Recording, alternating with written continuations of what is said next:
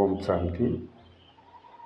12/5/2025 முரளியில் உள்ள சோமா, நிரந்தர யோகி ஆக வேண்டுமெனில் எல்லைக்கு உட்பட்ட நான் எனது என்பதை எல்லைக்கு அப்பாற்பட்டதாக மாற்றிவிடுங்கள்.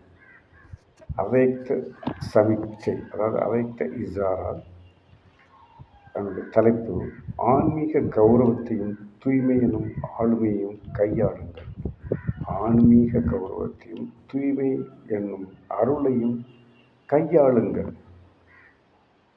இதனுடைய விளக்கம் என்னவென்றால், நிகழ்காலத்திற்கு ஏற்ப பரிஷ்டாவின் முழுமை நிலை, பரிஷ்டா என்ற ஒளி ரூபத்தின் முழுமை நிலை மற்றும் பாப் சமான், இறைவனுக்கு சமமாவது. பாப் சமான் என்றால் இறைவனுக்கு சமமாகும் நிலைக்கு அருகே வருகின்றீர்கள்.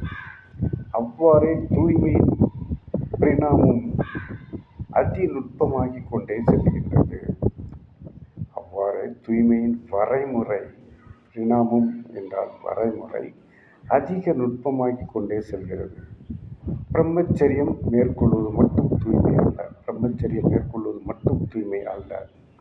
பிரம்மச்சரியத்துடன் பிரம்ம பாபாவின் ஒவ்வொரு செயலிலும் அடி மீது அடி வைத்து பிரம்மச்சாரி ஆகுங்கள். முக்கியமான பாயிண்ட், வெரி இம்பார்ட்டன்ட் பாயிண்ட்.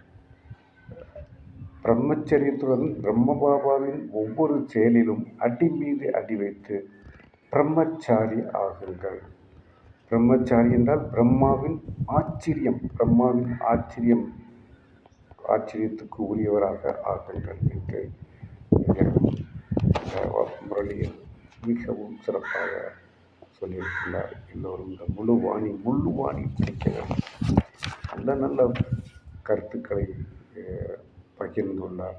அன்றாட வாழ்க்கைக்கு பயன்படக்கூடிய கருத்துக்கள். நாம் வாழ்க்கையில் எப்படி நடக்க வேண்டும் என்பது நாமெல்லாம் குழந்தைகள், இறைவனுடைய குழந்தைகள். நமக்கு தெரியாது, நமக்கு சொல்லிக் கொடுக்கின்றார். இறைவன் சொல்லிக் கொடுக்க, இப்படி தான் இருக்கணும், இப்படி தான் வாழணும், வாழ்க்கையில் உங்களுக்கு என்ன வேணுமோ நான் தருகிறேன், நீ எனக்கு தர வேண்டாம், எதுவும் கொடுக்க வேண்டாம், நான் உனக்கு தருகின்றேன் என்று இறைவன் சொல்கின்றார். நன்றி. ஓம் சாந்தி.